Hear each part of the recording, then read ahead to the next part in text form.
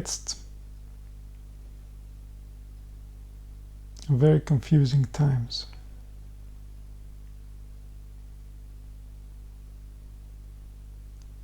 History is filled with confusing times.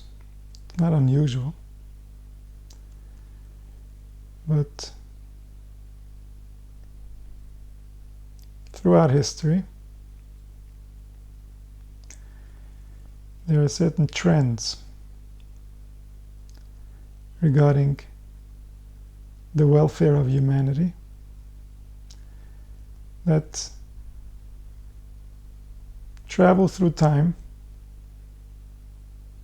up or down, based on the beliefs of humanity. In accordance with the beliefs, humanity has prosperous times where people are friendly towards each other, help each other, have genuine feelings of closeness, and humanity prospers. And times when the beliefs cause anger, restlessness, aggression within humanity, and then humanity suffers. The spiritual experience, even for those who are not directly affected, is degraded. The value of being human seems to go down.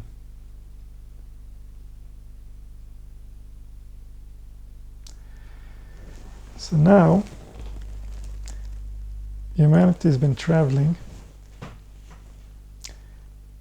on a trajectory of minimizing the value of the spirit, minimizing the knowledge of the spiritual, minimizing the importance of knowing and understanding the spiritual realms,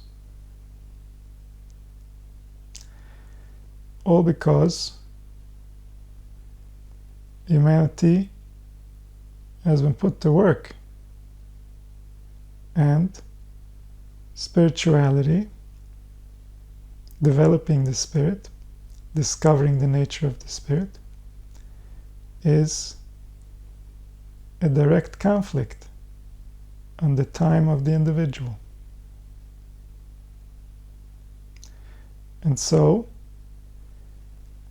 there is a relationship between the spiritual development and how much work, how much labor we're going to be able to squeeze out of an individual. And so, but the powers there that be, in their lack of wisdom, have allowed man to become more and more consumed by considerations that are not close to his heart, due to a promise of economic reward, a pass for existence on this planet.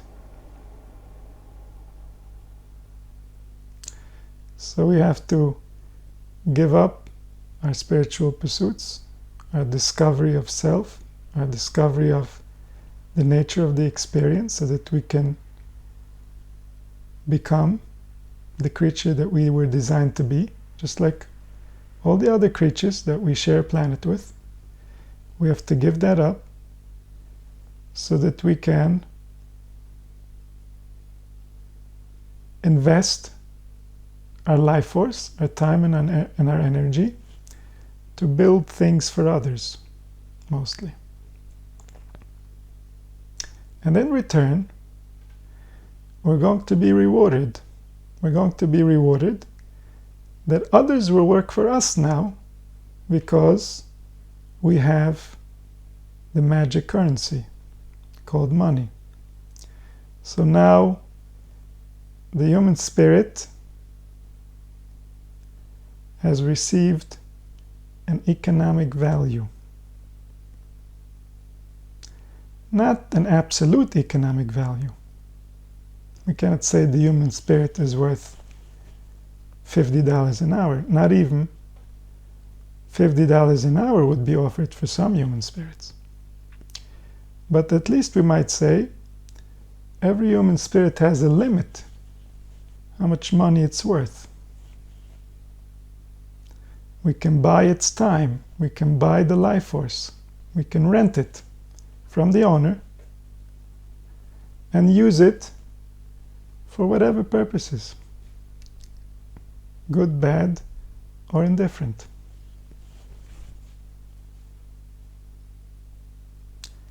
Our life force is for sale, and we have no say about it either, because our planet has been given away piece by piece. Every piece has an owner. And so if you want to find space, if you want to discover life from within, you're going to have to buy it from someone. You're going to have to pay someone. This is the nature of the environment that we've created. And so, the more we've forgotten the spiritual and the importance of the spirit, the more easily we can give away everything that we are for someone else's gain, or for no one's gain. We became so desperate that we didn't know anymore what are we going to do with the rest of the time that isn't being taken up by the pursuit of money. How are we going to spend that time now that we're not making money and we're too tired to work? So then we came up with entertainment. So don't worry, you don't have to go search or explore or discover your spirit or know who you are or learn about your life force. We'll find something for you to do even on your time off. We have beautiful ideas to present to you about people killing each other, trying to kill each other, stealing from each other, hurting each other. Oh, it makes for good fun.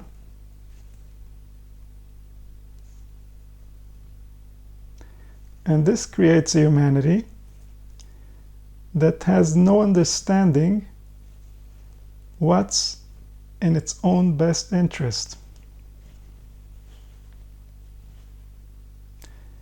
Everything is for sale. Everything has a price tag. The human spirit has been long sold hundreds of years ago, and so now that we're not even going to talk about. The human spirit is not even being considered. Now we're discussing how much, how hard, how long, and the terms keep getting tighter and tighter. A person today works more than they ever worked before. We've made life so sophisticated that we are hooked up to machines around the clock. We're vibrating, we're ringing, things are happening. People are demanding access to our life force from the moment we wake up all the way until we settle in to recharge. And that means our life force is distracted. It doesn't even know what it wants anymore. generations upon generations away from understanding what it's even struggling for.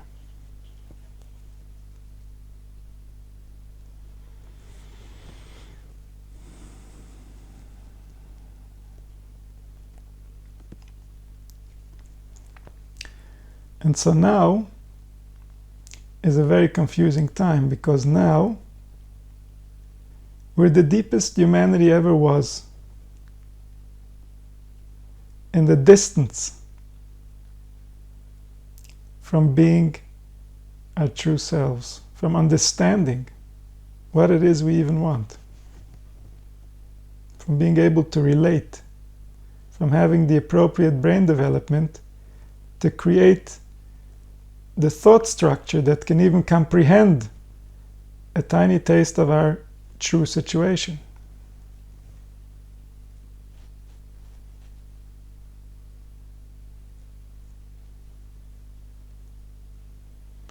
And so the pasuk says, Eis tzara hi liYakov. It's a time of suffering, a time of difficulty for Klal Yisrael. Imimeno yivashea, from there he receives salvation. Meaning that when we come far,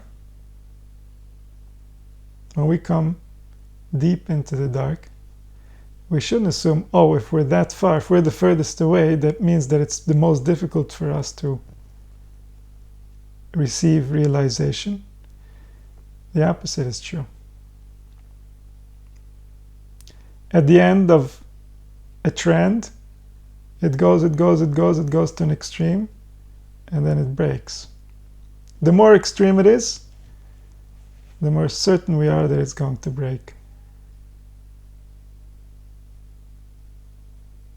Because our nature is the other way.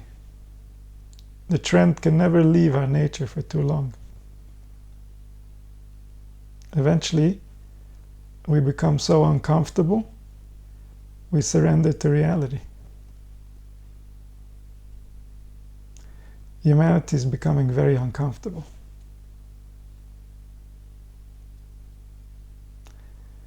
Our way of life is no way of life. It doesn't work for the human nervous system. It wasn't designed for the human nervous system. It abuses, on purpose, the human nervous system.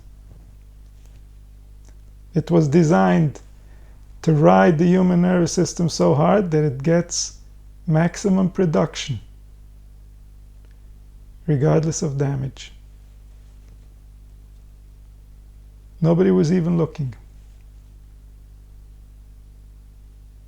As long as humanity stood the test, the next generation was ready to work a little harder.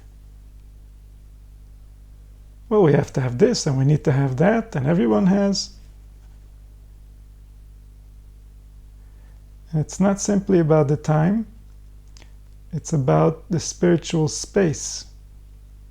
How much of that person is left to really tune in to what's taking place in that life? Even all of our attention is not enough. Even if we meditated around the clock, we wouldn't be able to comprehend the genius of what's taking place inside of us. But if we're stressed, if our identity is at stake, if we become our own enemy when we fail, then what chance do we stand? How can we possibly get closer to our true nature?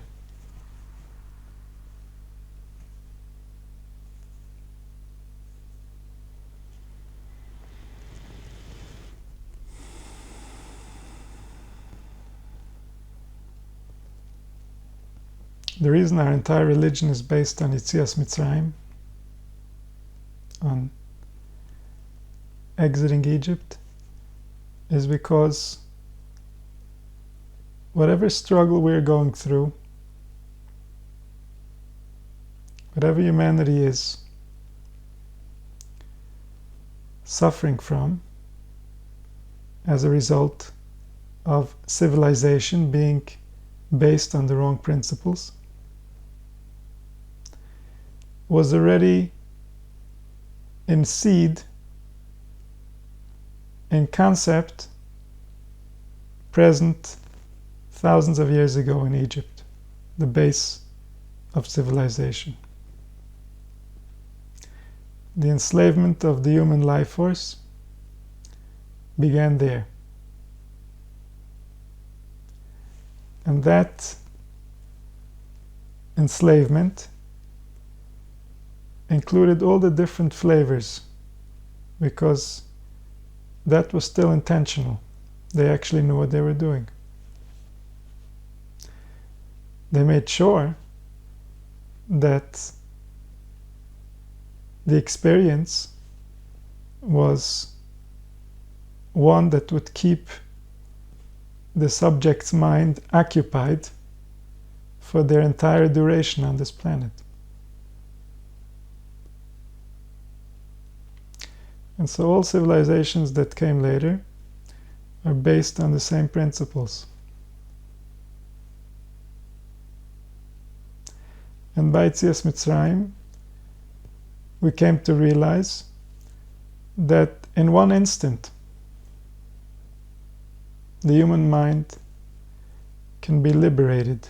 The human mind can come to realization of belief that will activate it biologically to become different, to see life differently and to experience differently, as if it was originally indoctrinated with those authentic beliefs. Because our nature is one that's constantly renewing itself, one that's constantly receiving from beyond, from the perfect source. And that nature is available to us as soon as we seize and desist our own inner sabotage, our own inner noise that began as a reaction to a reality we did not understand. So as soon as we stop making noise, the spirit renews itself. This is what it means to believe in Yetzias Mitzrayim, to believe that such an event is possible. A realization can be had that is so deep and so meaningful that it moves the nervous system into a different dimension. A dimension that is more real than the dimension we are usually in. The dimension we're usually in is a fear-based dimension. It's motivated by fear. And that fear is not reflected in reality. In reality, there is no reason for a human soul to be afraid. The future is unknown, always was, probably always will be.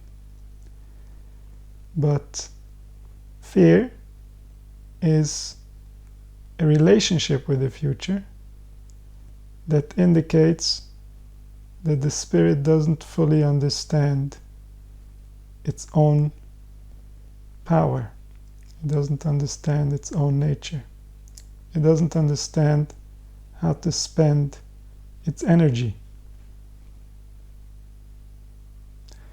And so there is a realization that can remove that fear.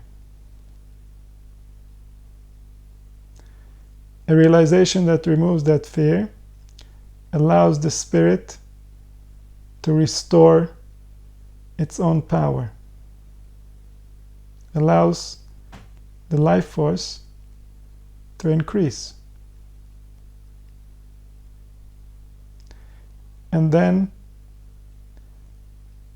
the spirit becomes what it always was, except it couldn't be as long as it was afraid.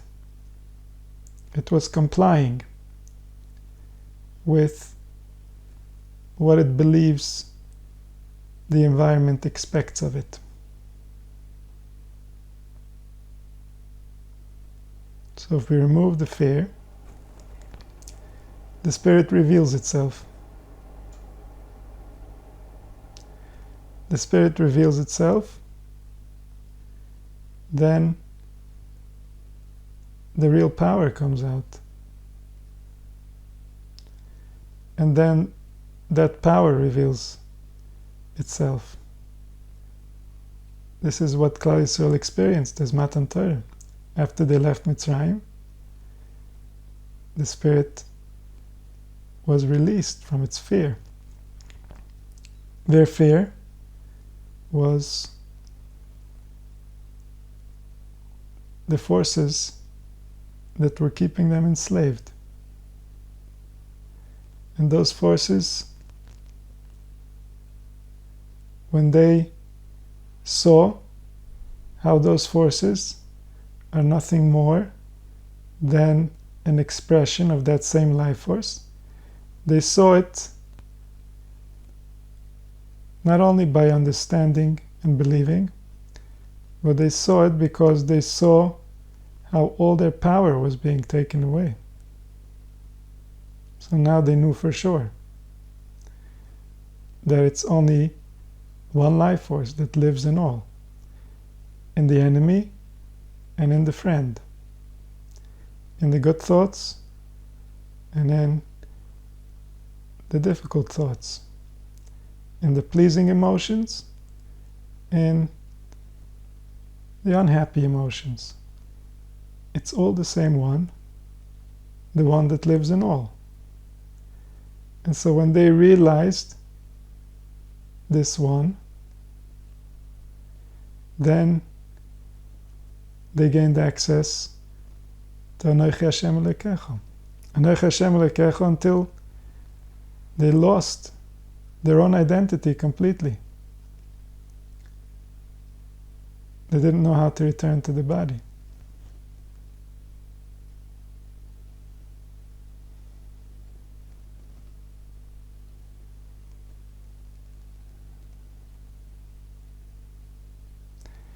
And so, what is the obstacle?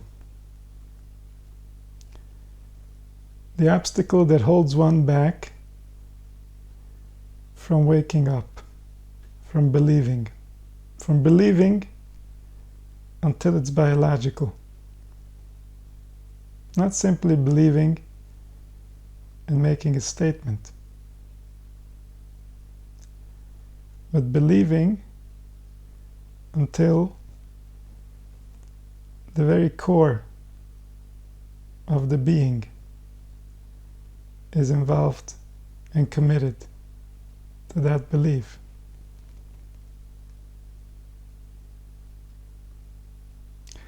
And so the obstacle is that our body is conditioned by experience.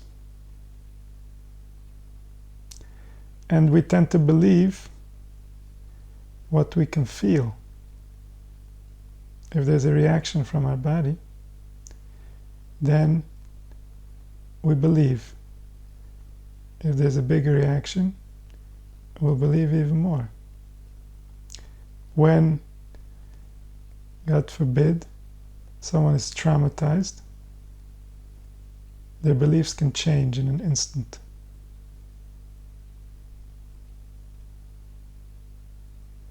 Because the core of the being was involved. The same when someone experiences a very deep joy, someone experiences bliss or ecstasy, their beliefs can change because they can feel. The body feels strongly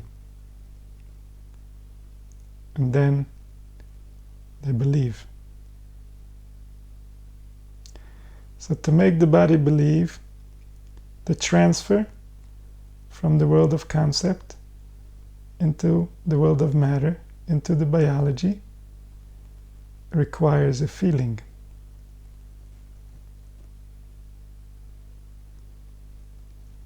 This is how the organs learn to believe.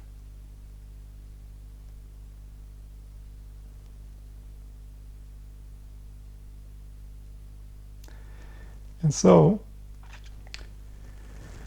when humanity loses the appropriate beliefs, they also lose access to the appropriate feelings.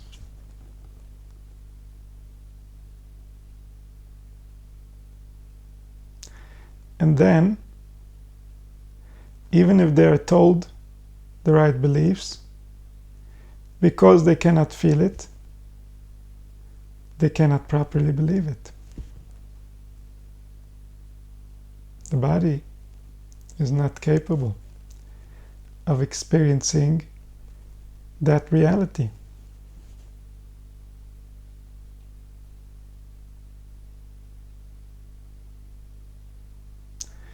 And so, the body itself needs to be revitalized, refreshed, renewed, so that the message can penetrate, so that the belief can be established within the organs.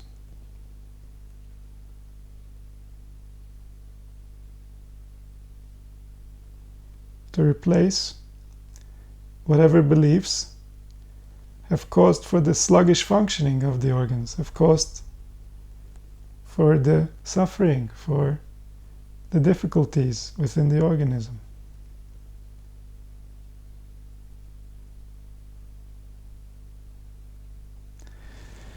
And so the Zohar says,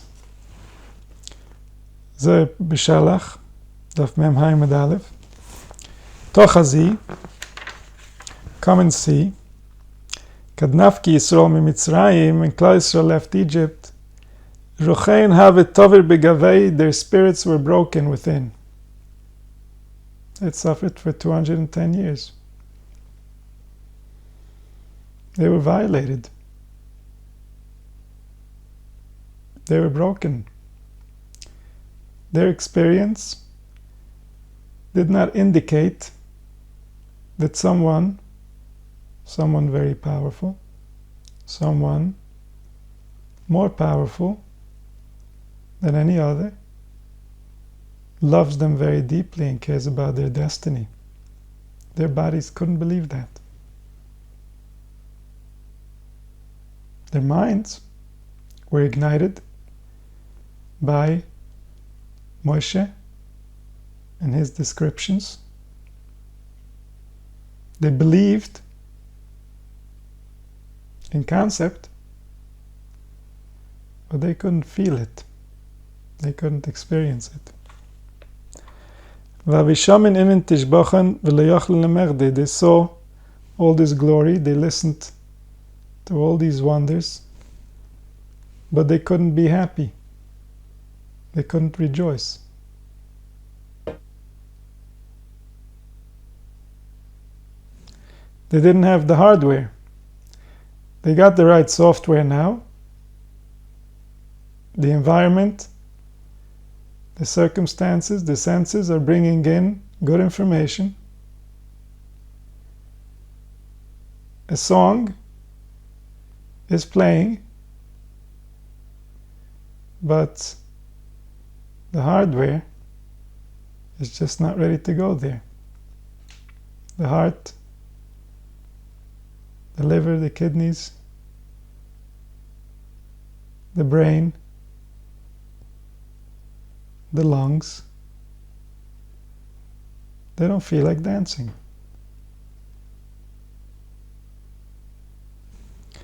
When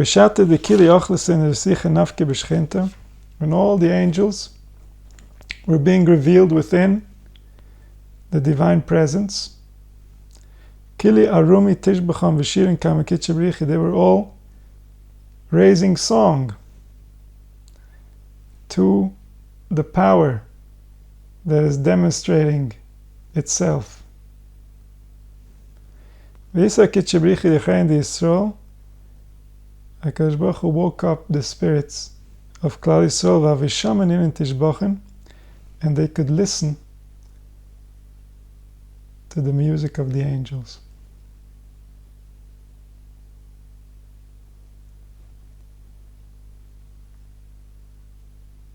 They could listen to the messengers as they proceed forth from the life force and they give life to the organs.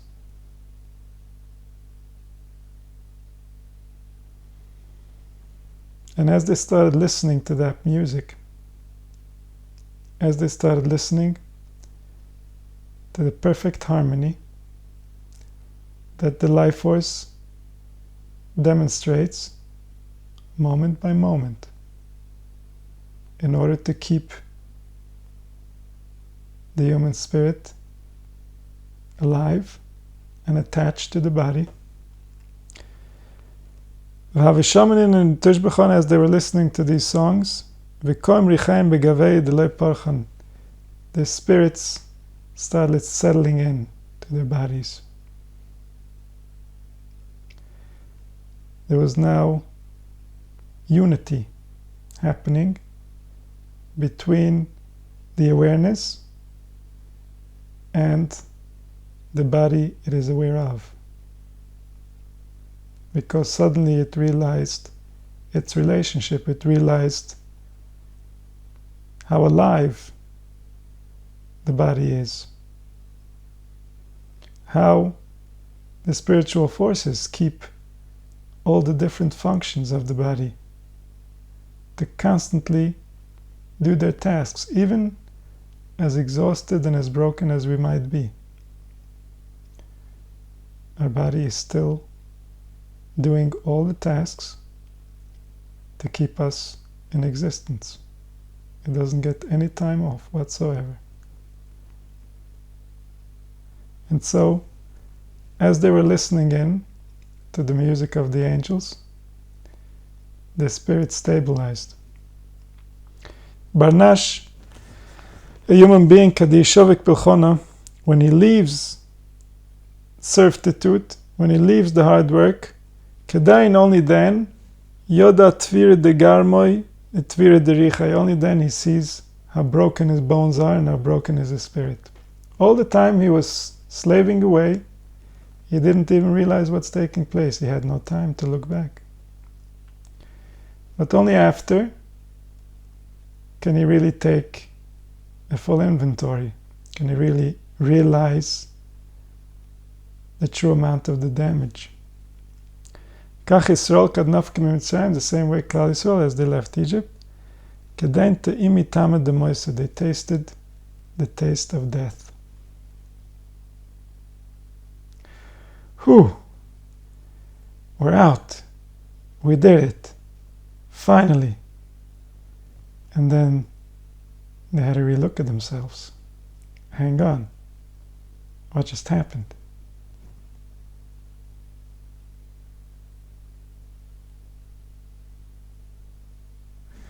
And so, Kitchabrichi Aseloin, HaKadosh Baruch Hu was healing them. Nichsev, Hashem holech lifneim yoimam, HaKadosh Baruch Hu is going before them by day. V'chol orchin ha'vasalkin reichen da'az, all the ways in which they traveled were releasing smells of healing. V'olen ligifei, and these smells, these refreshing smells, would go into their bodies. V'itasyon, and this would heal them from within. Imikol dishpochen da'aveshamin, from the sounds of the music of the angels that they were listening into, avechadan v'naichen b'rechein, they would be happy and relaxed within their spirits.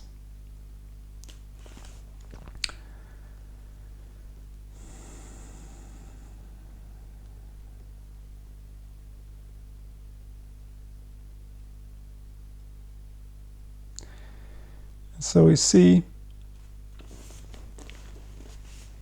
this process, the process of healing, the process of leaving servitude. It's a process that makes us face what maybe we don't want to face, because it seems easier not to. It seems easier to continue doing what we're doing, because then we're not noticing what's really happening. We're not paying attention. So maybe it's not really happening. But it's really happening. There's no escaping the fact that every day we have one less day to be ourselves in this form. Which means that every day is very meaningful. Every day is permanent. And so, to leave Egypt is to start facing what is real. Egypt is the epitome of the unreal.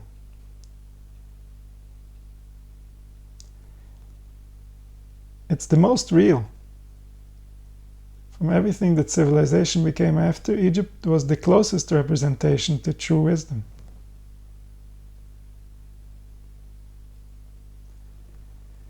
But it's unreal because the heart that was wise was not compassionate.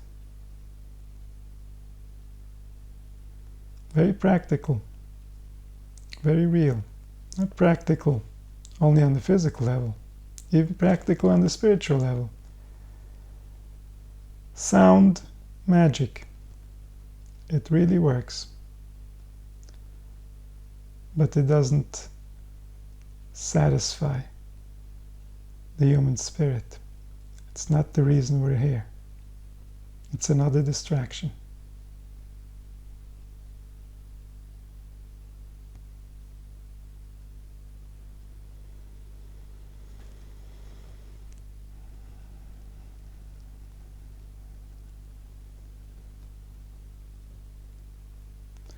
So, this time of the year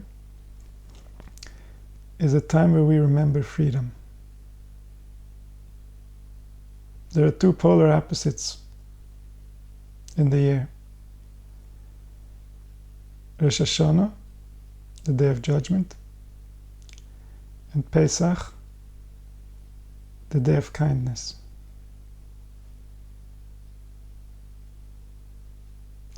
On the Day of Judgment, humanity has value based on what they produce, their thoughts, their speech, and their action. That's the nature of judgment. But on the Day of Kindness, humanity has value because of who they are. Because every human spirit is worth more than all the money on this planet. A human spirit was created by the divine force that created you and me, and money was conceived in the human mind. No amount of money can ever compete in value with the human spirit. And so, on the Day of Kindness,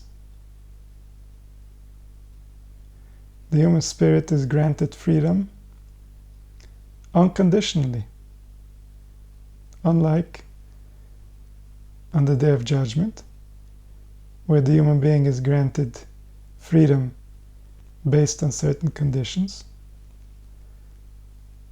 On the Day of Kindness, on the Festival of Freedom, everyone can receive freedom. Everyone can be released from whatever restrictions they placed on their spirit due to misunderstanding.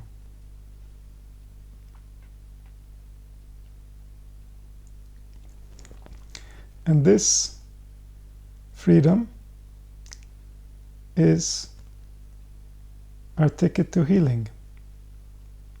This is what's required before our spirit will even want to heal. If we're not free, then something is being suppressed. And whatever is being suppressed is wasting our energy. It's making us weaker. It's making us smaller. It's not allowing us to understand ourselves fully. It's not allowing us access to our full experience, which is our birthright and our mission.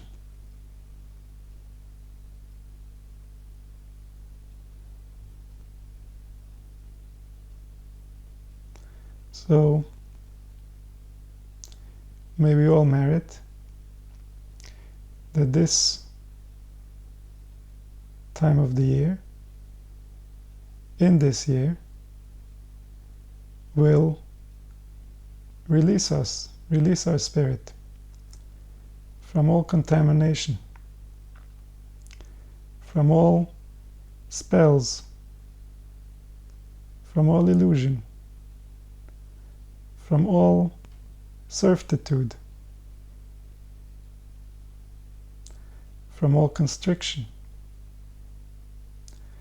from anything that doesn't serve us or humanity and the life force that created us. And may we all, individually and collectively, celebrate our freedom so that we can realize